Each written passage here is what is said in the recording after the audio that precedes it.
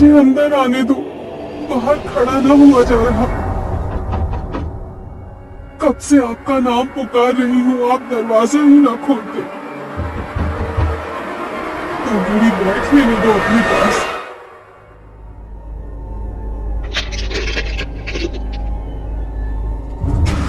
70 के दशक की बात है। उस दशक में गर्मी के मौसम में अक्सर ही घर के मर्द आंगन में बिस्तर लगाया करते थे। लेकिन जैसे ही मौसम करवट लेता, आंगन और छत दिन ढलते ही सुन पड़ जाते। नवंबर का पहला सप्ताह था। हल्की गुलाबी ठंड ने दस्तक दे दी थी। मोहन जिद पर अड़ा था कि वो अभी भी अपना बिस्तर बाहर आंगन में ही लगाएगा। बेटे के दिल की बात वसुंधरा खूब समझती थी। जानती थी रातों को मोहन आज भी पत्नी की याद में आंसू बहाता है। रुक्मणी की याद उसके दिल पर ऐसे बादल बनकर छाई थी कि उसकी मौत के बाद मोहन ने एक बार भी उसके कमरे में पांव नहीं रखा था। कमरे में पत्नी की याद उसे बेचैन ना करे, इसीलिए वो हर रोज आंगन में ही बिस्तर लगाता था। रात्रि का तीसरा पहर रहा होगा। कुंडापुर गांव में अपने दालान में चारपाई बिछाए मोहन गहरी नींद के आगोश में समाया हुआ था। मोहन इतनी गहरी नींद में था कि उसे आसपास होने वाली कोई भी हलचल सुनाई नहीं दे रही थी। नींद में उसे अचानक एहसास हुआ कि जैसे किसी ने उसका नाम लेकर उसे पुकारा है। एकाएक ही उसकी नींद टूटती है और वो घबरा कर उठकर बैठ जाता है। मोहन को बाहर आंगन का दरवाजा पीटने की लगातार आवाज सुनाई दे रही थी। इतनी रात को कौन आ गया जो ऐसे दरवाजा पीट रहा है? अरे माँ की तो बड़ी कच्ची नींद है, जरा सी आहट होने पर उठकर बैठ जाती है। आज इतना शोर होने पर भी माँ दिखाई क्यों नहीं दे रही? मोहन हैरान परेशान होते हुए दरवाजे की ओर कदम बढ़ाता है। तभी उसे पीछे से किसी की आवाज सुनाई देती है। कहाँ जा रहा है इतनी रात को? मोहन ने पीछे मुड़ के देखा तो पाया उसकी माँ वसुंधरा ठीक उसके पीछे खड़ी हुई थी। कब से कोई दरवाजा पीट रहा है, मेरा नाम लेकर भी पुकारा कई बार। दरवाजा खोलने जा रहा हूँ। मेरी तो आज बड़ी गहरी नींद लगी थी। आपको भी आवाज नहीं आई थी क्या? कैसी बात कर रहा है छोरा? कौन इतनी रात को दरवाजा पीटेगा? अरे तुझे वहम हुआ है। मुझे तो दरवाजा पीटने की कोई आवाज नहीं आ रही। सो जा चुप करके। ऐसे आधी रात में बिना सोचे समझे दरवाजा नहीं खोलते। अरे नहीं माँ, मैं कोई झूठ थोड़ी ना बोल रहा हूँ। मुझे कोई वहम ना हुआ। सच में अभी कोई दरवाजा पीट रहा था। अरे कुछ सपना देख लिया होगा। चल अब सो जा। अच्छा, वैसे इतनी रात को तुम यहाँ? मैं भी बाथरूम जाने को उठी थी, तभी देखा तो उठकर दरवाजा खोलने जा रहा है तो तुझे टोक दिया। माँ के कहने पर मोहन चुपचाप जाकर अपनी चारपाई पर लेट जाता है। लेकिन अब जैसे नींद उसकी आंखों से कोसों दूर चली गई थी। वो अभी भी असमंजस में था कि उसने जो महसूस किया वो उसका वहम कैसे हो सकता है। जो आवाज उसने सुनी वो झूठ नहीं हो सकती थी। मोहन चारपाई पर लेटा करवट बदल रहा था। तकरीबन रात के 2 बज गए थे और मोहन एक बार फिर गहरी नींद में चला गया था। अचानक ही उसे किसी के कुएं से पानी खींचने की आवाज सुनाई देने लगी। मोहन ने अपनी कलाई पर बंधी घड़ी की ओर नजर घुमाई। अभी रात के 2:30 बजे थे। चाहे जो मजबूरी हो, गांव में 4 बजे से पहले औरतें कुएं में पानी नहीं खींचती। फिर ऐसी आधी रात को कुएं पर कौन हो सकता है? एक बार फिर मोहन अपनी चारपाई से उठ खड़ा हुआ और धीमे कदमों से आंगन के दरवाजे के पास पहुंचा। कौन है बाहर? मोहन के इतना कहते ही कुएं से रस्से खींचने की आवाज बंद हो जाती है और उसे किसी औरत के सिसकने की आवाज सुनाई देने लगती है। मुझे अंदर आने दो, बाहर खड़ा ना हुआ जा रहा। कब से आपका नाम पुकार रही हूँ, आप दरवाजा ही ना खोलते। 2 घड़ी बैठ लेने दो अपने पास। किसी औरत की करुणा से भरी आवाज सुनकर मोहन दरवाजा खोल देता है। देखता है कि सामने लाल घूंघट ओढ़े एक स्त्री खड़ी हुई है। मोहन उसे लाकर अपनी चारपाई पर बैठाता है। आप भी मुझे पहचानने में गलती कर गई जी। इतनी जल्दी भूल गई क्या मुझे? मैंने आपको कितना पुकारा लेकिन आप सुनते ही नहीं। रुक्मणी, तू है क्या? घूंघट हटा, दिखा मुझे। ये तू ही है ना? मैं तेरी आवाज पहचानने में धोखा नहीं कर सकता। नहीं, ऐसे नहीं दिखा सकती आपको।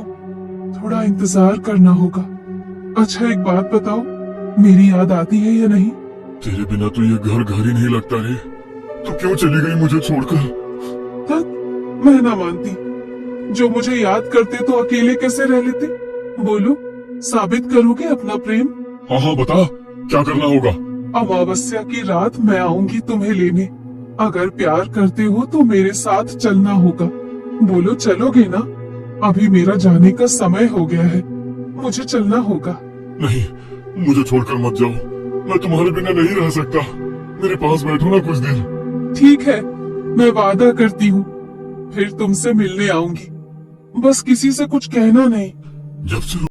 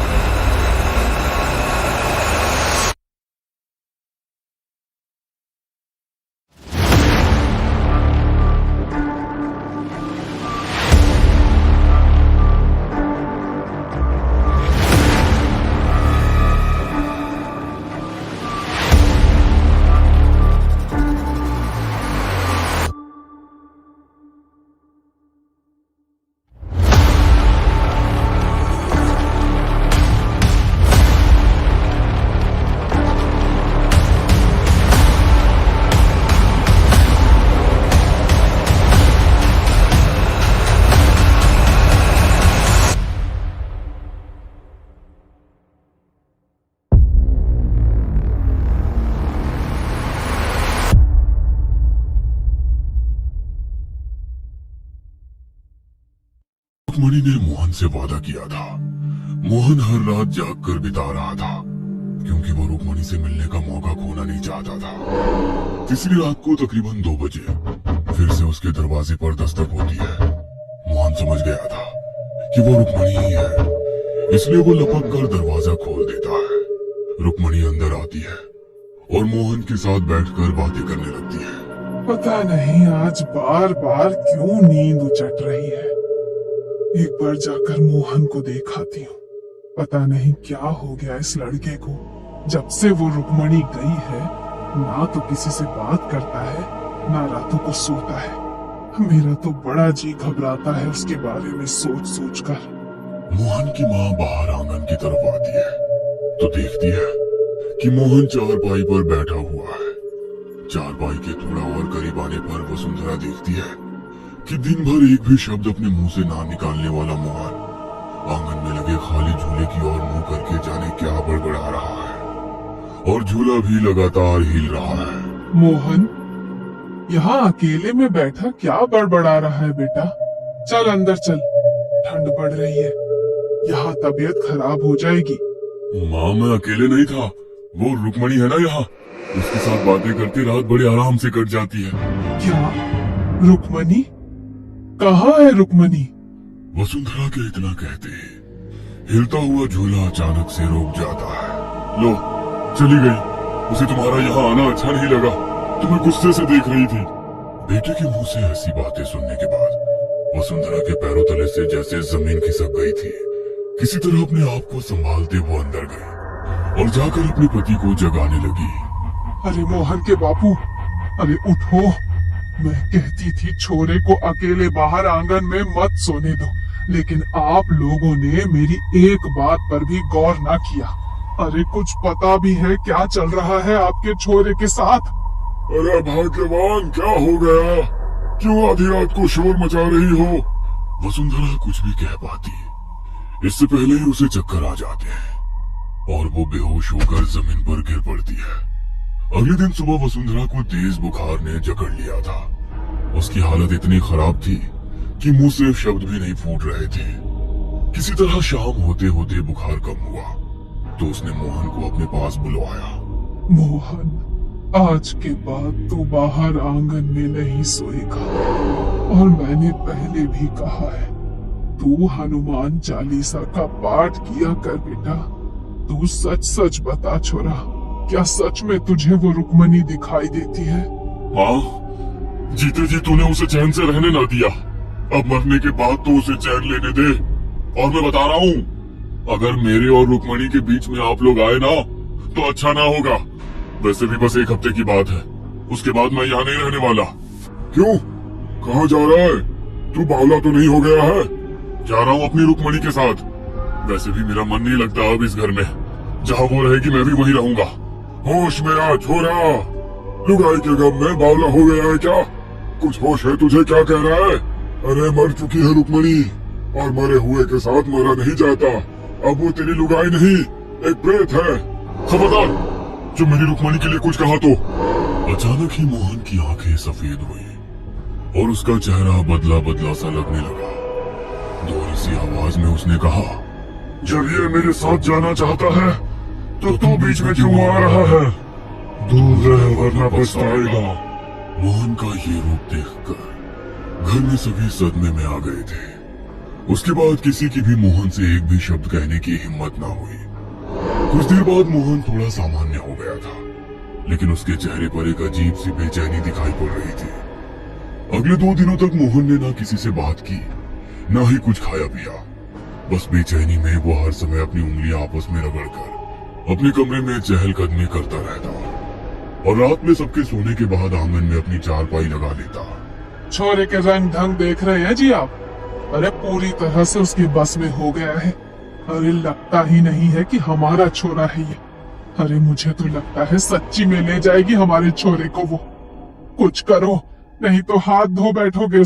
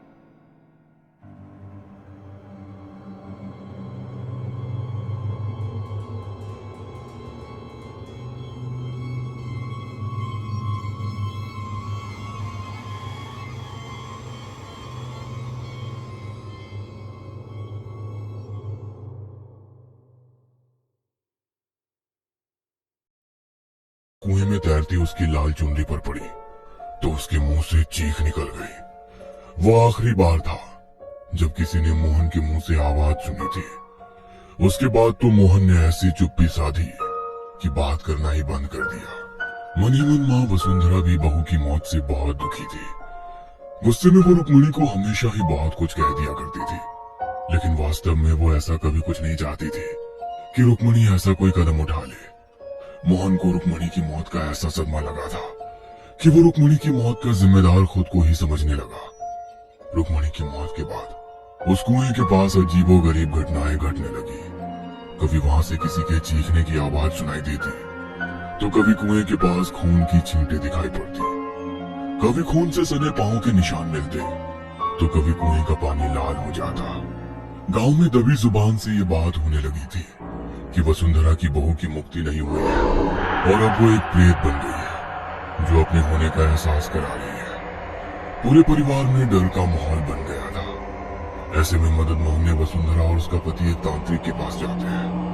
आपकी बहू की असमय मृत्यु हुई है, इसमें कोई संदेह नहीं, कि वो एक प्रेत बनकर आपके घर के पास मंडरा रही हो, क्योंकि वो कुआं आपके घर के अंदर ही है। इसलिए सबसे पहले तो आप उस कुएं को घर की चार दीवारी के बाहर कर दो। बाबा की बात सुनकर घर का दरवाजा गिराकर कुएं के दूसरी ओर से दरवाजा बनाया गया। अब घर के दरवाजे से कुछ ही कदम की दूरी पर ही कुआं था। सबके मन में डर तो अभी भी था, किंतु बाबा के ऊपर यकीन करने के अलावा फिलहाल कोई और चारा नहीं था। जब से दरवाजा बनवाया था, कुएं के पास होने वाली घटनाएं जैसे थम सी गई थी। वसुंधरा भी जैसे निश्चिंत हो गई थी। अब शायद रुक्मणी की आत्मा उन्हें नहीं सताएगी। लेकिन जिस दिन से उसने अपने बेटे मोहन को रुक्मणी से बातें करते देखा था, उसके रातों की नींद और दिन का चैन गायब हो गए थे।